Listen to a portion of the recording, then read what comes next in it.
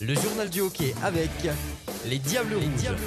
Chez Tonton, le fast and good des Diables Rouges et de Sercheux. Père et Noël, partenaires des Diables Rouges depuis toujours.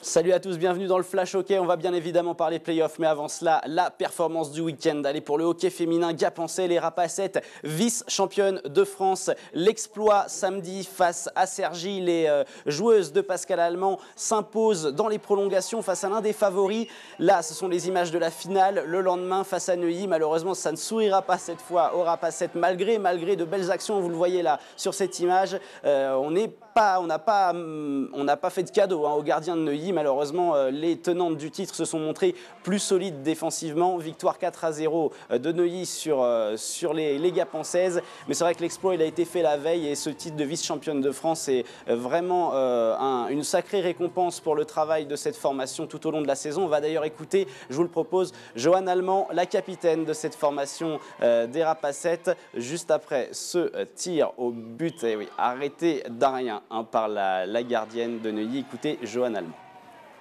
On travaille fort, on fait un bon match quand même, mais malheureusement on perd 4-0, c'est comme ça, mais on a déjà fait quelque chose de très joli parce qu'on ne nous attendait vraiment pas en finale. Là c'est plus de la concrétisation parce qu'on a quand même mis beaucoup de pression sur la gardienne adverse. Voilà, elle a fait les arrêts, on n'a peut-être pas su assez shooter et avoir la concrétisation comme je disais tout à l'heure pour les mettre au fond, c'est comme ça, mais ça ne s'arrête pas là.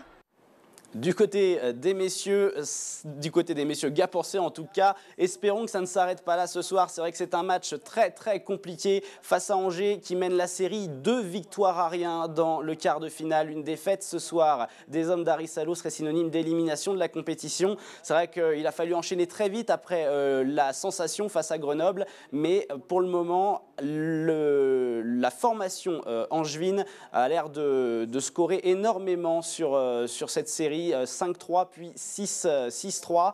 Il faut que les Rapaces trouvent un second souffle ce soir, eux qui réussissent à se créer les occasions et à marquer, mais pas suffisamment assez en tout cas pour prendre l'avantage sur cette équipe angevine. On part à Briançon maintenant, des Briançonnais qui sont dans une toute autre situation avec 2 victoires à rien face aux Ours de Villard-de-Lans, 2 victoires 3-0.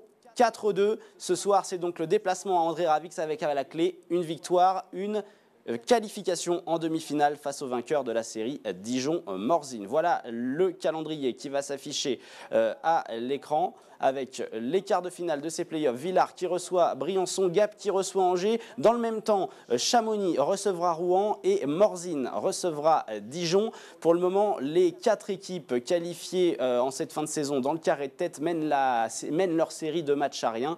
On pourrait donc avoir dès ce soir l'affiche officielle des demi-finales, même si c'est loin d'être encore fait. En tout cas, ne le souhaitons pas pour Gap, souhaitons-le bien sûr pour Briançon.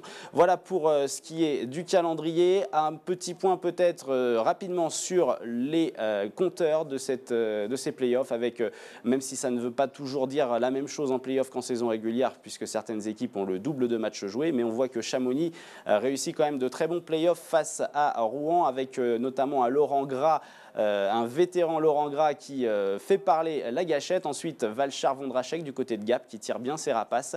Et puis du côté des gardiens, la statistique impressionnante de Ronan Kemener. Certes, il n'y a que 2 matchs joués, mais avoir une moyenne d'1 but encaissé par match en play-off après 2 matchs, c'est quand même sensationnel. Voyons voir, on verra bien ce soir s'il arrive à la tenir du côté de l'Isère. Merci de nous avoir suivis pour ce Flash Hockey et rendez-vous la semaine prochaine pour les demi-finales des playoffs. Ciao, bye bye. Le journal du hockey avec les Diables Rouges. Chez Tonton, le fast and good des Diables Rouges et de Sercheux. Père et Noël, partenaires des Diables Rouges depuis toujours.